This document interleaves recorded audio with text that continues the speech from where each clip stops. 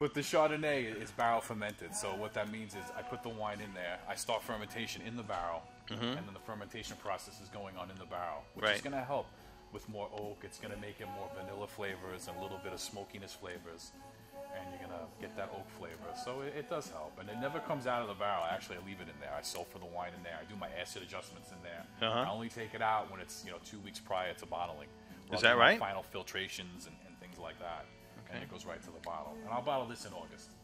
It's only about a year in the barrel, a little less. Okay. A little less. Okay. And, but mostly, primarily, my barrels are for the reds. Gotcha. Most of my other whites are just, stainless steel fermented and aged in the steel. Right. The whites. The whites. Right. So I have like my Sauvignon Blanc. I have a stainless steel Chardonnay as well. I do 2 kinds.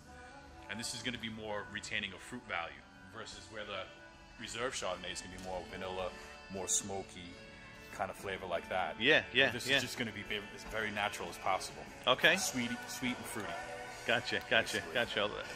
That's always a big seller. Yeah, sweet and fruity, Actually, right? we sell more of that than we do of this, but we do have a lot of people that prefer the heavy oak Chardonnays and the buttery oaks, and they prefer that. Yeah, so, sure. You have to make for everybody. Sure. And you certainly have storage in the steel than we do in the oaks. Oh, definitely. That's for sure. Not all these Holy crap. That holds 6,200 gallons. It needs to be. I've never filled it up yet since I've been here. I've gone halfway with my Riesling, but it's there. 6,200 gallons of wine? That'd make for one heck of a party. That's a lot. Or we could fill it up with water in the summertime and we go swimming in it. That's it, man. Yeah, That's right. It. No, I'm just kidding.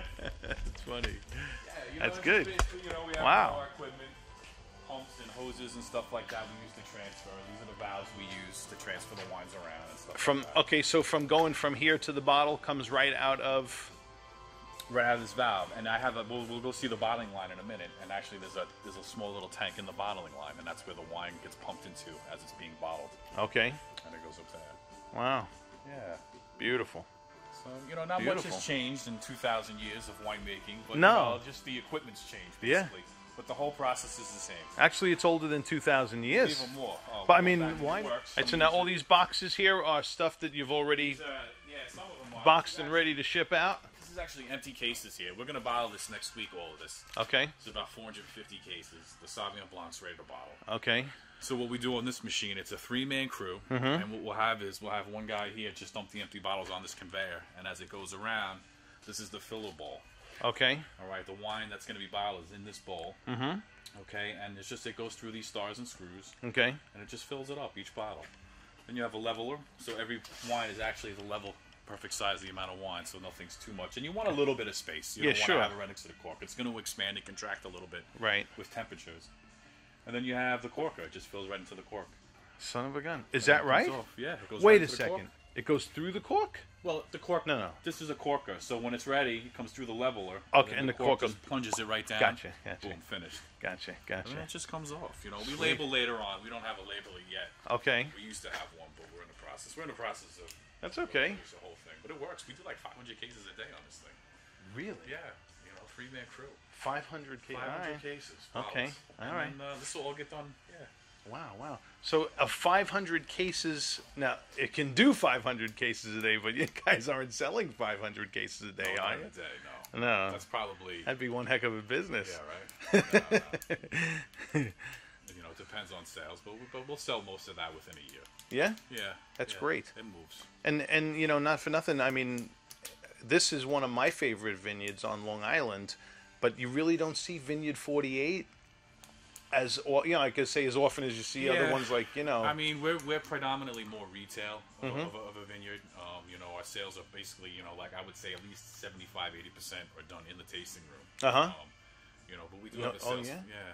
Wow. Yeah. It packs out here. I think that's great that you guys can stay so busy and be able to sell 75% of your retail out of the vineyard. Yeah, well, that's where you want to, if you can work it, sure, absolutely. And we have a small sales team that's out there beating the streets. We have a little foot soldiers out there, and they're doing well. Yeah. They're doing well. So it's slowly, it's getting more and more. Yeah. You're starting to see us a lot in the city. Yeah. You're starting to see us go. Well, we have a place by us in Belmore that carries you. Yeah? Yeah. As a matter of fact, we were told by that same guy that you guys are going to be doing a tasting there this Friday. Okay. So, all right. We're hoping sure to see you there. Probably, I don't know, probably Jason. You'll probably see Jason there. Okay. All right. All right. Jason's good. All right. This is awesome. Yeah, I appreciate you taking me back here and showing me the behind the scenes. If you want to take a look at the vines real quick, we can go out there and I can show you what bud break is. Yeah, show me. Absolutely. Let's go see that. Definitely. This is a Chardonnay. Okay. Okay. So we're in, what's today's date? The 16th of April? Yeah. I believe, yeah. Yeah. All right. You usually see this the last week of April or the first week of May. Okay. But we had so much heat so far.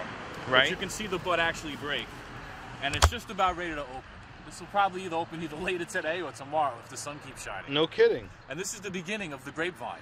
Okay. This is the beginning. This is going to flower.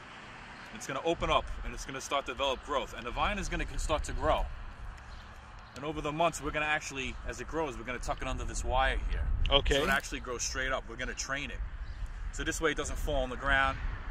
Right. And it grows properly where sun can get to the grape and all that and grow up. Okay, so by you wiring it to the vine there, it's going to cause it to grow along as opposed to drop. Exactly. So it's going to go straight up. By July, it's going to be so overgrown, we're going to have to hedge.